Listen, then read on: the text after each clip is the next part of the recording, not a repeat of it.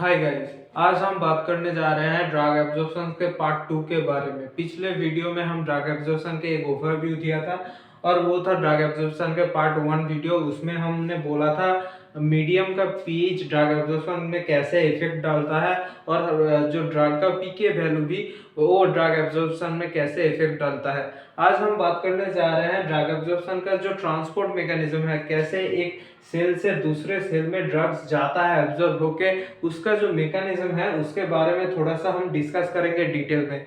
आज हम जानेंगे कैसे स्टोमक से ड्रग ब्लड वेसल्स पे जाता है एब्जॉर्ब होके। तो ये अगर हमारा स्टोमक हुआ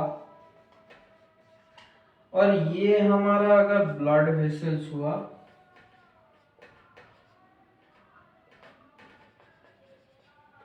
तो हमारा जो ड्रग है वो एब्जॉर्ब होके ब्लड वेसल्स पे आ रहा है। तो ये जो ड्रग एब्जॉर्ब होके ब्लड वेसल्स पे आ रहा है, ये कुछ ट्रांसपोर्ट मैकेनिज्म को फॉलो करते हैं।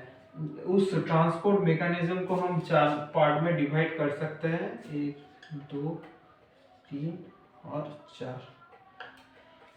अब मानिए अगर ड्रग हाइड्रोफोबिक है,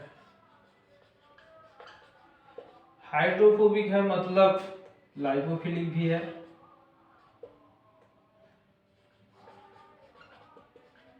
हाइड्रोफोबिक है मतलब लाइपोफिलिक भी है। और अगर ड्रग का मॉलिक्यूल स्मॉल है, ठीक है, तो ड्रग जो है हमारा, ये मानिए कि स्टोमक का जो सेल मेम्ब्रेन है, ये दोनों ही सेल मेम्ब्रेन बाइफॉस्फोलिपिड लेयर से बना हुआ है। हमारा जो स्टोमक का सेल मेम्ब्रेन है उसमें अगर मानिए कि यहाँ पर ड्रग था, ठीक है, और यहाँ पर आ रहा है, मतलब कि यहाँ पर ड्रग का जो कॉन्सेंट्रेशन है ये हाई है, यहाँ पर जो ड्रग का कॉन्सेंट्रेशन है ये लो है, ठीक है। अगर हमारा ड्रग हाइड्रोफोबिक है मतलब कि लाइपोफिलिक है और स्मॉल है, तो drug directly high concentration to low concentration पे आ जाएगा।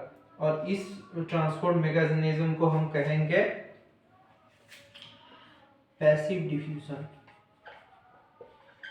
पैसिव डिफ्यूजन, ठीक है। अब अगर मानिए कि हमारा जो ड्रग है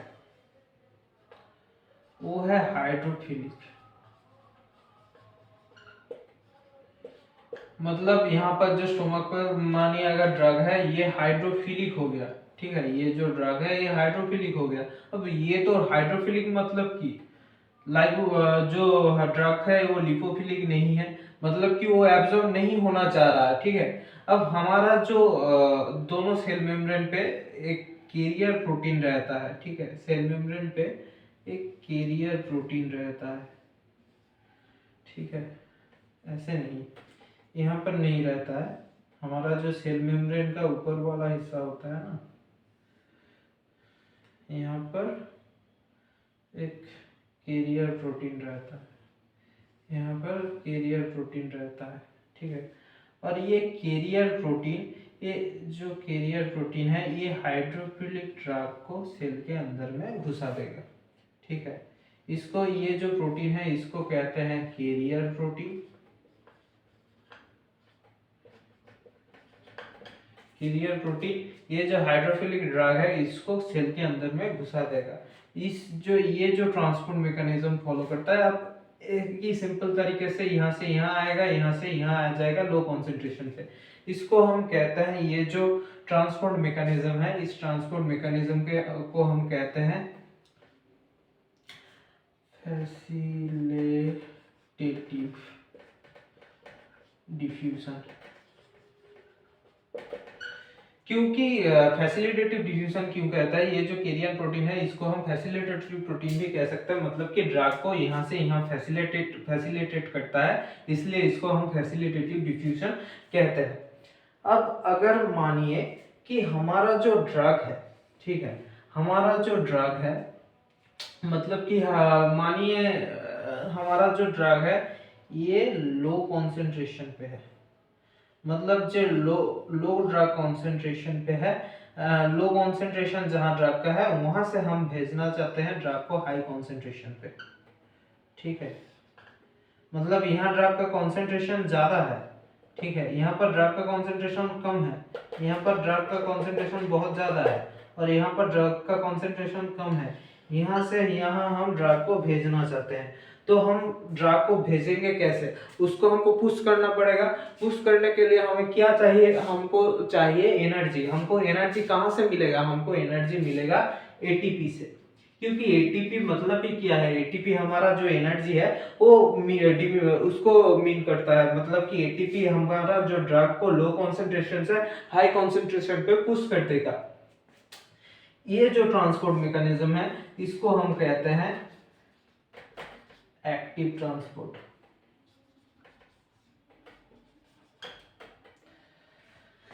अब ये भी ड्रग जो है ये होगा हाइड्रोफोबिक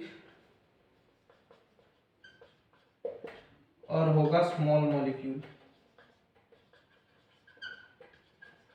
मतलब कि 1 नंबर का और 3 नंबर का जो ड्रग का जो फॉर्मूला, ड्रग का जो कैरेक्टरिस्टिक्स है वो थोड़ा सेम है।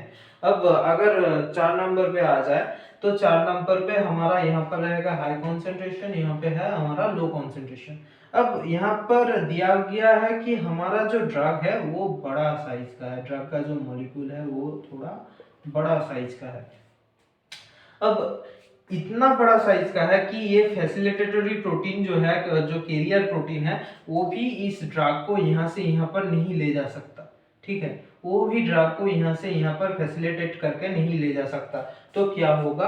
हमारा जो ड्रग का हमारा जो सेल मेम्ब्रेन है उसमें एक प्रोटीन है, उसका जो ऊपर वाला हिस्सा है उसमें एक प्रोटीन रहता है जिसको हम कहते हैं बाइंडिंग प्रोटीन, ठीक है। अब बाइंडिंग प्रोटीन जो है उसमें जाके हमारा जो ड्रग है वो बाइंड हो जाएगा, ठीक है। बाइंड हो करके यहाँ पर एक वेसिकल फॉर्म करेगा, ठीक है। ये जो प्रोसेस है इसको हम कहते हैं एंडोसाइटोसिस, ठीक है।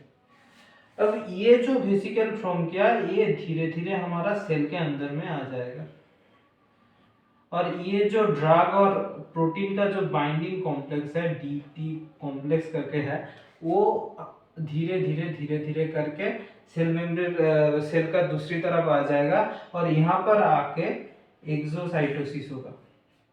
मतलब कि यहाँ पर आगे जो वेसिकल है, यहाँ पर आके जो वेसिकल है वो धीरे धीरे करके रैप्चर हो जाएगा और जो ड्रग और प्रोटीन का जो कॉम्प्लेक्स है वो यहाँ से निकल जाएगा और फिर से यहाँ पर आ जाएगा, ऐसे ही चलता जाएगा और लो कॉन्सेंट्रेशन पे आ जाएगा। इसको कहते हैं हम वेसिकुलर ट्रांसपोर्ट, मतलब वेसिकल्स के थ्रू जो ट्रांसपोर्ट हुआ है।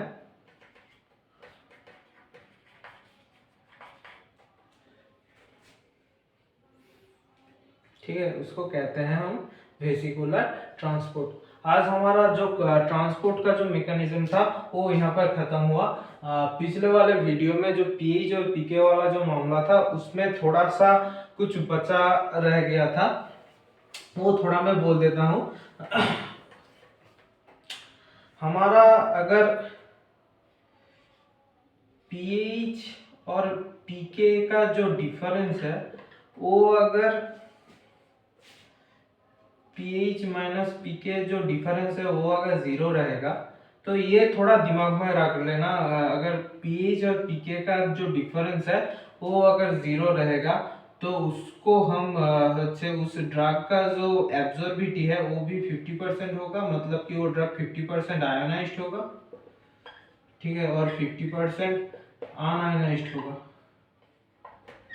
अगर ड्रग का pH माइनस पीके वैल्यू जो है वो 1 है, ठीक है, तो वो ड्रग 90% आयोनाइज्ड होगा और 10% अनआयोनाइज्ड होगा। ये भी हमारा जो ड्रग का कैरेक्टरिस्टिक्स है, मतलब कि वो एसिडिक है या बेसिक है उसके ऊपर डिपेंड करता है। अगर एसिडिक हुआ तो यहाँ पर अगर एसिडिक हुआ यहाँ अनआयोनाइज्ड हो जाएगा और यहाँ आयोनाइज्ड हो जाएगा। अगर बेसिक हुआ तो यहाँ पर आयनाइज्ड हो जाएगा, यहाँ अनआयनाइज्ड हो जाएगा, वो आपको थोड़ा ध्यान में रखना है। और पीएच माइनस पीके का ये थोड़ा सा याद रखना पड़ता है। ये अगर 2 हुआ तो यहाँ पर हमारा जो ड्रग का कौन सा मतलब जो आयनाइज्ड और अनआयनाइज्ड का जो फॉर्मूला है वो 99 और 1% हो जाएगा। और अगर यहाँ पीएच माइनस पीके 3 हुआ तो 99.9% होगा, और यहाँ पर हो जाएगा 0.1%। ये थोड़ा याद रखना, ठीक है। आज के लिए ड्रग एब्जॉर्प्शन खत्म हुआ। अगले वाले क्लास में हम ड्रग्स का जो डिस्ट्रीब्यूशन है वो थोड़ा डिस्कस करेंगे, और डिस्ट्रीब्यूशन के बाद हम जो मेटाबॉलिज्म है वो डिस्कस करेंगे, एक्सक्रीशन डिस्कस करेंगे। उसके बाद में हमारा जो फार्माकोकाइनेटिक जो मेन पार्ट है वो खत्म हो जाएगा। अगर आपको वीडियो अच्छा लगता है तो हमारा चैनल को सब्सक्राइब कर सकते हैं, और बेल वाले जो आइकन है उसको प्रेस करके हमारा जो नोटिफिकेशंस है वो देख सकते हैं, ठीक है।